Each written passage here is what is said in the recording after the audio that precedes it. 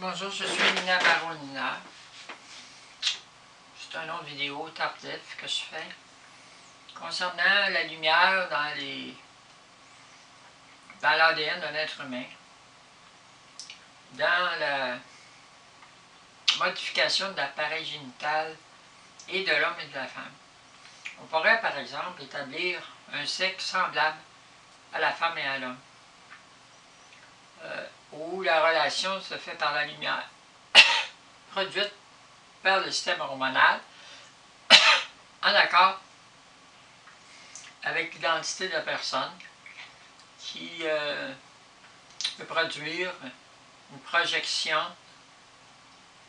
par des organes de reproduction qui sont modifiables par les hormones. C'est-à-dire un organe qui produit ça c'est ni des spermatozoïdes, ni un œuf, ni un ovule. Donc on redéfinit ce qu'est un spermatozoïde et un ovule pour créer deux entités semblables, mais donc deux entités qui se complètent, mais neutres ou modifiables par un organe qui les modifie juste un petit peu par les hormones. Ces hormones-là pourraient être activées, stimulées, pas par des médicaments, mais par exposition une fois par jour ou deux fois par jour à un type d'onde ou de lumière spécifique avec l'identité de la personne qui accepte dans son esprit, en lumière, cette lumière-là ou cette onde-là pour qu'elle stimule tout le système hormonal puis produire le sexe en fonction de la lumière qu'elle reçoit, produire des hormones. Évidemment, le corps peut être en processus de changement, mais les organes sont les mêmes. Donc, il n'y a plus de changement de sexe. Tout le monde est fait pratiquement pareil.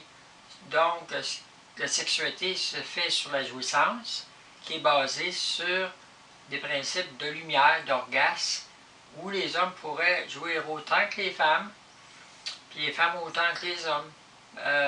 Donc, on pourrait jouer avec ça, jouer avec... il n'y a plus besoin de changer de sexe. C'est des changements de sexe. Il y a des gens qui ne peuvent pas aller jusque-là. Qui arrêtent avant. Puis il y en a d'autres qui y vont, puis il y en a qui regrettent. Il y en a qui voudraient vivre dans un puis dans l'autre. Donc, le corps pourrait être un corps par les hormones de femme, mais changer le plaisir sexuel comme un homme, ayant un corps de femme, avec un organe d'homme qui fonctionne avec la testostérone. Quelques jours. Puis après ça, elle peut revenir dans une femme. Juste par des ondes qu'elle reçoit. Elle peut jouer son sexe dans un comme dans l'autre. Une journée ou deux, elle va être un homme. Une journée ou deux, elle va être une femme. Les hommes, c'est pareil. Ils pourraient vivre exactement c'est quoi une femme. Puis après ça, revenir dans leur sexe, c'est quoi un homme. Donc, les deux pourraient vivre l'un l'autre. Puis qui ferait que ça changerait les relations homme-femme. Parce que les deux vivraient les deux, puis il y aurait des connaissances améliorées des deux. Puis ça pourrait améliorer l'humanité aussi, puis créer des nouveaux êtres qui seraient beaucoup plus avancés, puis donner la liberté aux gens qui n'ont pas besoin de chirurgie, qui n'ont pas besoin... pourraient avoir un corps d'homme, puis avoir une sexualité de femme, complètement. Puis les jouisseurs de femmes, ou un corps de femme, puis après être dans un corps de femme, il y a jouisseurs de femmes, un corps d'homme, il y a jouisseurs d'hommes.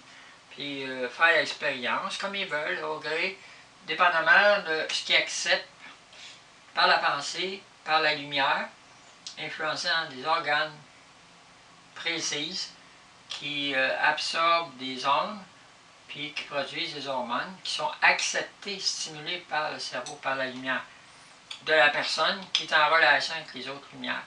Donc, toutes les lumières en dedans, il y a des processus. Donc, tout ça, ça peut se faire très, très, très bien.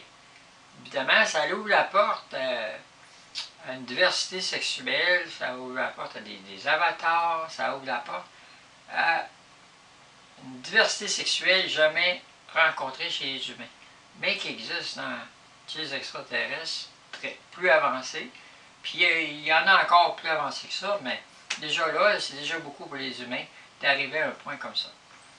Alors, le gouvernement aussi aurait peut-être son mot à dire.